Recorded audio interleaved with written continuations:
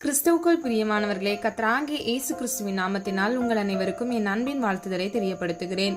கர்த்தர் இன்று உங்களுக்காக கொடுக்கும் அதிசயமான வசனம் என்ன என்பதை குறித்து நம்ம பார்க்க போகிறோம். ரோமர் 4வது அதிகாரம் 23வது வசனம். அவன் கர்த்தரை விசுவாசித்தான், அதை அவர் அவனுக்கு நீதியாக எண்ணினார்.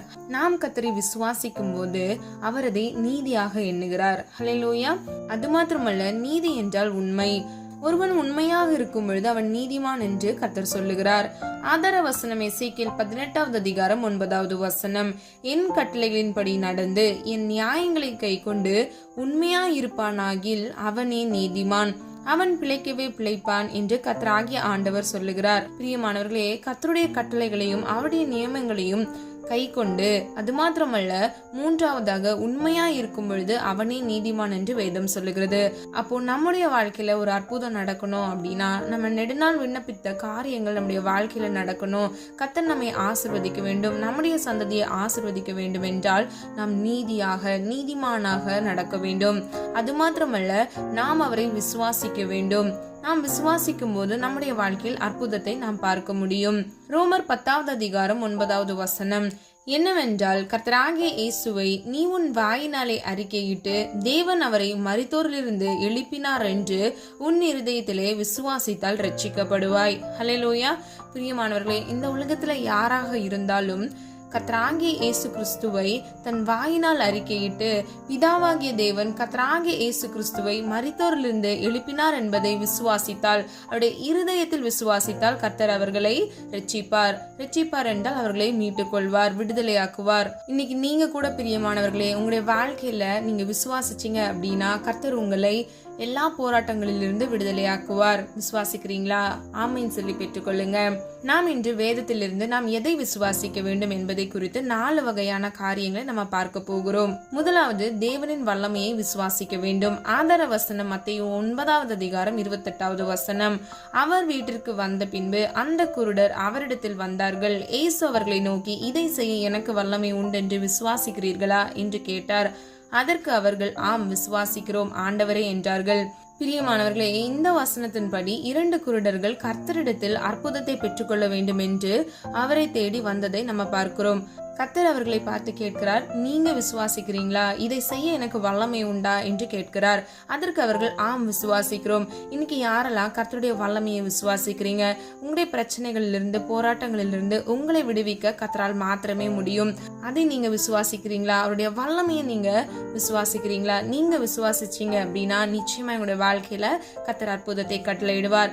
2 நாளாகமம் 16வது அதிகாரம் 9வது வசனத்தின்படி, தம்மை பற்றி உத்தம இருதயத்தோடு இருக்கிறவர்களுக்கு தம்முடைய வல்லமையை விளங்கம் பண்ணும்படி கர்த்தருடைய கண்கள் பூமி எங்கும் உலாவிக் கொண்டிருக்கிறது.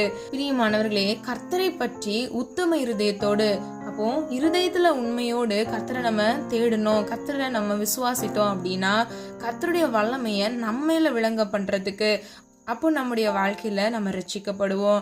நமக்கு கர்த்தர் அற்புதமான காரியங்களை செய்வார். நாம் ஆசீர்வாதமாக இருப்போம். நம்முடைய வாழ்க்கையில கண்ணீர் இருக்காது, துக்கம் இருக்காது, அழுகை இருக்காது, அது மாத்திரமல்ல வேதனை இருக்காது. இன்னைக்கு நீங்க உங்களுடைய வாழ்க்கையில நீங்க சந்தோஷமா கர்த்தருடைய ஆசீர்வாதத்தை நீங்க பெற்றுக்கொள்ள வேண்டும் என்று நீங்க விரும்பினீங்க அப்படின்னா, நீங்க உத்தம இருதயத்தோடு கர்த்தரை விசுவாசித்து நடக்கும் பொழுது கர்த்தர் நிச்சயமாக உங்களுடைய வாழ்க்கையில அற்புதங்களை கட்டளையிடுவார். ஹல்லேலூயா. 2வது, தேவனின் கிரியைகளை விசுவாசிக்க வேண்டும். ஆதார வசனம் யாக்கோபு 1வது அதிகாரம் 6வது வசனம். ஆனால் அவன் எவ்வளவாகிலும் சந்தேகப்படாமல் விசுவாசத்தோட கேட்க கடவன். சந்தேகப்படுகிறவன் காற்றினால் அடிபட்டு அலைகிற கடலின் அலைக்கு ஒப்பாயிருக்கிறான். பிரியமானவர்களே, இதுல 2 காரியங்களை நம்ம அறிந்து கொள்கிறோம். முதலாவது, அவன் எவ்வளவாகிலும் சந்தேகப்படாமல். அப்போ ஒரு சின்ன அளவு கூட நம்ம என்ன பண்ணக்கூடாது? சந்தேகப்படக்கூடாது. கர்த்தரை மட்டுமே நம்ம விசுவாசிக்கணும். பிதாவாகிய தேவன் நமக்கு கிருபையா இறங்குவார் என்பதை நீங்க விசுவாசிக்கும் பொழுது அப்பொழுது மாத்திரமே உங்களுடைய வாழ்க்கையில அற்புதம் நடக்கும். 2வது பகுதியை பாருங்க. சந்தேகப்படுகிறவன் காற்றினால் அடிபட்டு அலைகிற கடலின் அலைக்கு ஒப்பா இருப்பான். நீங்க கடல்ல பாத்தீங்கன்னா தெரியும், எல்லா வேஸ்டும் என்ன பண்ணும்? மிதந்து ஒரு இடத்துல இருந்து இன்னொரு இடம், இன்னொரு இடத்துல இருந்து இன்னொரு இடம்னு சொல்லிட்டு அது கான்ஸ்டன்டா ஒரு இடத்துல இருக்கவே இருக்காது. அதே போல ஒருவன் அவிசுவாசப்படும் பொழுது அவன் காற்றினால் அடிபட்டு அலைகிற கடலின் அலைக்கு ஒப்பா இருப்பான் என்று கர்த்தர் சொல்லுகிறார். எபிரேயர் 11வது அதிகாரம் 6வது வசனம், தம்மை தேடுவோருக்கு பலன் அளிக்கிறார். இரண்டாவது பாருங்க, மத்தேயு 7வது அதிகாரம் 7வது வசனம், தம்மை நோக்கி கூப்பிடுவோருக்கு பதில் அளிக்கிறார். அப்போ முதலாவது நம்ம தேடணும், இரண்டாவது அவரை நோக்கி நம்ம கூப்பிட வேண்டும், கடைசியாக தம்மை நோக்கி கெஞ்சும் போது இறங்குகிறார். யாத்ராகமம் 32வது அதிகாரம் 13 முதல் 14வது வசனத்தில் நம்ம இதை பார்க்கிறோம்.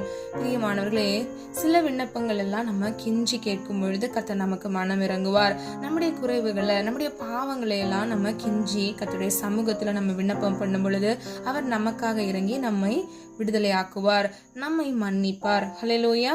பிரியமானவர்களே, நீதிமானின் சிரசின் மேல் மாத்திரமே ஆசீர்வாதம் தங்கும் என்று வேதம் சொல்லுகிறது. நம்ம நீதிமானா இருக்கணும், நம்ம நீதியா உண்மையா நடக்கணும். அது மாத்திரமல்ல, நம்ம விசுவாசிக்க வேண்டும்.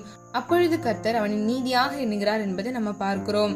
மூன்றாவதாக சுவிசேஷத்தை விசுவாசிக்க வேண்டும். ஆதார வசனம் மார்க் 1வது அதிகாரம் 15வது வசனம், காலம் நிறைவேறிற்று, தேவனுடைய ராஜ்யம் சமீபமாயிற்று, மனம் திரும்பி சுவிசேஷத்தை விசுவாசியுங்கள் என்றார். ஹல்லேலூயா. பிரியமானவர்களே, நாம் வாழ்கிற காலம் கடைசி காலம்.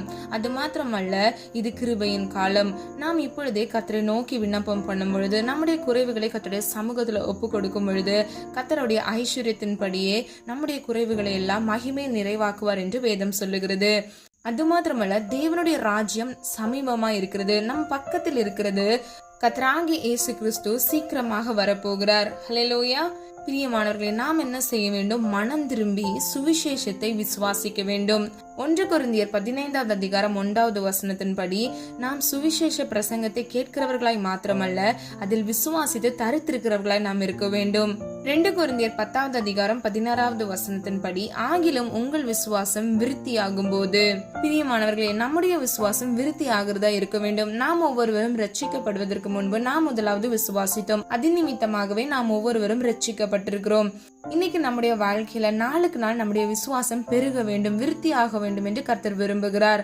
நம்ம ரட்சிக்கப்பட்ட நாட்கள் இருக்கக்கூடிய அதே விசுவாசத்தோடு இன்று வரைக்கும் நம்ம இருக்கவே கூடாது. நம்ம என்ன பண்ணணும்? ஒவ்வொரு நாளும் விசுவாசத்தில் மேலோங்கி நிற்கிறவர்களாக நம்ம இருக்கும் பொழுது, அப்பொழுது மாத்திரமே நம்முடைய வாழ்க்கையில ஒரு ஆசீர்வாதத்தையும் அல்லது அற்புதத்தையும் நாம் சுதந்திரித்துக் கொள்ள முடியும். ஹல்லேலூயா. கடைசியாக தேவ அன்பை விசுவாசிக்க வேண்டும். ஆதார வசனம் 1 யோவான் 4வது அதிகாரம் 16வது வசனம், தேவன் நம்மேல் வைத்திருக்கிற அன்பை நாம் அறிந்து விசுவாசித்திருக்கிறோம். தேவன் அன்பாகவே இருக்கிறார். அன்பில் நிலைத்திருக்கிறவன் தேவனில் நிலைத்திருக்கிறான், தேவனும் அவனில் நிலைத்திருக்கிறார். ஹல்லேலூயா. பிரியமானவர்களே, இந்த வசனத்தில் நம்ம 3 காரியங்களை அறிந்து கொள்கிறோம். முதலாவது, தேவன் நம்மேல் வைத்திருக்கிற அன்பை நாம் முதலாவது விசுவாசிக்க வேண்டும். இரண்டாவது, தேவன் அன்பாகவே இருக்கிறார் என்பதை நாம் விசுவாசிக்க வேண்டும். பிதாவாகிய தேவன் நம்மேல் வைத்த அன்பின் நிமித்தமாகவே தன்னுடைய ஒரே குமாரனை நமக்காகவே இந்த உலகத்தில் அனுப்பினார் என்பதை நாம் விசுவாசிக்க வேண்டும். அதற்கு நாம் சாட்சியாக இருக்கிறோம்.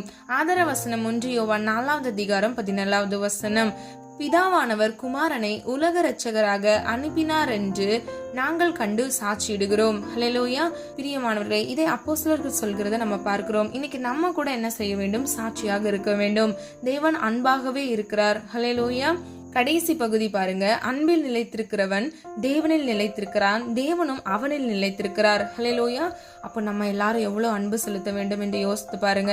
இன்னைக்கு யாரெல்லாம் தேவனுடைய அன்பு உங்களுக்கு வேண்டும் என்று நீங்க விரும்புகிறீங்க? பிரியமானவர்களே, நான் எல்லாரையும் நேசிக்கிறேன், ஆனா ஒருத்தர் மேல மாத்திரம் எனக்கு கசப்பு இருக்கு, அவங்கள என்னால நேசிக்க முடியல, அவங்க மேல என்னால அன்பு செலுத்த முடியல அப்படின்னு சொல்லி நீங்க யாராவது இருக்கிறீங்களா? கர்த்தராகிய இயேசு கிறிஸ்து எப்படி பிறரை மன்னித்தாரோ நீங்களும் மன்னிக்க வேண்டும். அவர் சிலுவையில் அடிக்கப்படும் பொழுது கூட அவர் அந்த போர் சேவகரை தன் உயிர் விடும் கடைசி மணித்துளியில் கூட, பிதாவே இவர்களை மன்னியும், தாங்கள் இன்னது செய்கிறார்கள் என்பது அறியாமல் செய்கிறார்கள் என்று கர்த்தர் சொல்லுகிறத நம்ம பார்க்கிறோம். அப்போ நம்ம ஒவ்வொருவரும் கர்த்தராகிய இயேசு கிறிஸ்துவை போல இருக்க வேண்டும் என்றுதான் தேவன் விரும்புகிறார். நம்முடைய வாழ்க்கையில ஆசீர்வாதத்தை நாம் பெற்றுக்கொள்ள வேண்டும் என்றால் யாரிடமும் நமக்கு கசப்பு வைராக்கியம் இருக்கக்கூடாது. எல்லாரையும் நீங்கள் கர்த்தராகிய இயேசு கிறிஸ்து மன்னித்தது போல நீங்கள் மன்னிக்க வேண்டும். அது மாத்திரமல்ல, நீங்கள் முழு மனதோடு அன்பு செலுத்த வேண்டும். அப்பொழுது மாத்திரமே நாம் ஒவ்வொருவரும் நம்முடைய வாழ்க்கையில ஆசீர்வாதத்தை சுதந்திரித்துக் கொள்ள முடியும். ஹல்லேலூயா. பிரியமானவர்களே, தேவன் அன்பாகவே இருக்கிறார். கூப்பிடுகிற யாவருக்கும் அவர் செவி கொடுக்கிறார். நீங்க முழு மனதோடு, முழு ஆத்மாவோடு, முழு பலத்தோடு தேவனை நீங்கள் அன்பு செலுத்தும் பொழுது நிச்சயமாகவே உங்களுடைய வாழ்க்கையில அற்புதத்தை நீங்கள் காண்பீர்கள். ஹல்லேலூயா. சொல்லப்பட்ட 4 காரியங்களை நீங்க ஆராய்ந்து பாருங்க. முதலாவது, தேவனுடைய வல்லமையை நீங்க விசுவாசிக்க வேண்டும். இரண்டாவது, தேவனின் கிரியைகளை விசுவாசிக்க வேண்டும். மூன்றாவது, சுவிசேஷத்தை விசுவாசிக்க வேண்டும். நான்காவது, தேவ அன்பை விசுவாசிக்க வேண்டும். பிரியமானவர்களே, சொல்லப்பட்ட ஒவ்வொரு வார்த்தைகளையும் நீங்கள் விசுவாசிக்க வேண்டும். அப்பொழுது அது நீதியாக கர்த்தர் எண்ணுகிறார். கர்த்தரை நீங்கள் விசுவாசிக்கும் பொழுது கர்த்தர் உங்களை உயர்த்துவார். கர்த்தர் உங்களுடைய சிறையிருப்பை மாற்றுவார். உங்களுடைய பாரங்கள், கஷ்டங்கள், துன்பங்களிலிருந்து கர்த்தர் உங்களை விடுவித்து உங்களை ஆசிர்வதிப்பார். ஹல்லேலூயா. நம்முடைய வாழ்க்கையில நாம் அற்புதத்தை பெற்றுக்கொள்ள நாம் ஒவ்வொருவரும் ஒரு மனதாக ஜெபிக்கலாமா? அன்பின் பிதாவே, அப்பா, எங்கள் ஒவ்வொருவரையும் உமது கரத்தில் ஒப்பு கொடுக்கிறோம். இந்த காலை வேலைக்காக உமக்கு நன்றி செலுத்துகிறோம். ஆண்டவரே, நீர் எங்களுக்காக கொடுத்த இந்த வாக்குத்தத்த வசனத்திற்காக நன்றி செலுத்துகிறோம். அப்பா, உம்மை விசுவாசிக்க வேண்டும் ஆண்டவரே. அதை நீர் நீதியாக எண்ணுகிறீர் அப்பா, அதற்காக நன்றி செலுத்துகிறோம். நீதிமான் பிழைக்கவே பிழைப்பான் என்று வேதம் சொல்லுகிறது. அப்பா, நாங்கள் ஒவ்வொருவரும் நீதிமானாக வாழ, உண்மையாக வாழ கர்த்ததாமே கிருபை செய்யுங்க. இப்படி சுவிசேஷத்தை நாங்கள் கேட்கிறவர்களாய் மாத்திரமல்ல, அதில் நிலைத்திருக்கிறவர்களாய் நாங்கள் இருக்க வேண்டும். எங்களுக்குள் விசுவாசம் விருத்தியாக வேண்டும்.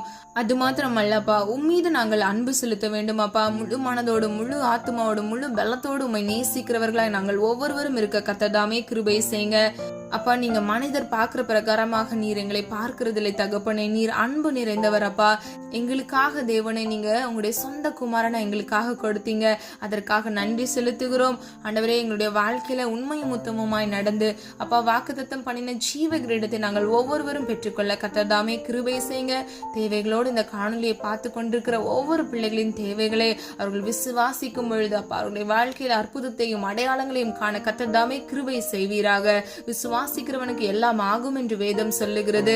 கர்த்தராகிய தேவன் தாமே என்னோடு ஒரு மனதாக இணைந்து ஜெபிக்கிற ஒவ்வொரு பிள்ளைகளின் விசுவாசத்தின்படி அற்புதங்களையும் அதிசயங்களையும் இயேசுவின் நாமத்தினால் கட்டளையிடும்படியாய் ஜெபிக்கிறேன். அறிந்தும் அறியாமல் செய்த தவறுகள், குற்றங்கள், குறைகள் எங்களிடத்தில் இருந்தா தயவாய் எங்களை மன்னிங்க தகப்பனே. மன்னித்து எங்களை சேர்த்துக் கொள்ளுங்க. உங்களுடைய அன்புனால் எங்களை அணைத்துக் கொள்ளுங்க. எங்களை காத்து கொள்ளுங்க. எங்களை மாத்திரமல்ல, எங்கள் குடும்பங்களையும் இயேசுவின் இரத்த கோட்டைக்குள் மூடி மறைத்து நீர் பாதுகாக்கிறீர். அதற்காக நன்றி செலுத்துகிறோம். இம்மட்டும் ஆண்டவரை எங்களை காத்து வழிநடத்தி வந்த தேவனுக்கு நன்றி செலுத்துகிறோம். இனி வர நாட்கள்ல கூட கண்மணி போல எங்கள் ஒவ்வொருவரையும் நீர் பாதுகாத்துக் கொள்ளுங்க. உம்முடைய பிள்ளைகள் ஒவ்வொருவரையும் இயேசுவின் நாமத்தில் ஆசீர்வதிக்கும்படியாய் ஜெபிக்கிறேன். ஜெபித்த ஒவ்வொரு ஜெபங்களுக்கும் ஆமென்றும் ஆமென் என்று நீர் பதில் கொடுத்து விட்டீர். அதற்காக நன்றி செலுத்துகிறோம். உம்முடைய நாமம் மாத்திரம் மகிமைப்படுவதாக. இயேசுவின் மூலம் ஜெபிக்கிறோம் பிதாவே, ஆமீன். கர்த்தராகிய தேவன் தாமே உங்களுடைய வாழ்க்கையை வெளிச்சமாய் மாற்றி உங்கள் ஒவ்வொருவரையும் ஆசீர்வதித்து பாதுகாப்பாராக. God bless you. பிரியமானவர்களே, இந்த வீடியோ உங்களுக்கு பிடிச்சிருந்துச்சுன்னா லைக் பண்ணுங்க, சப்ஸ்கிரைப் பண்ணுங்க, பெல் ஐகான் கிளிக் பண்ணுங்க.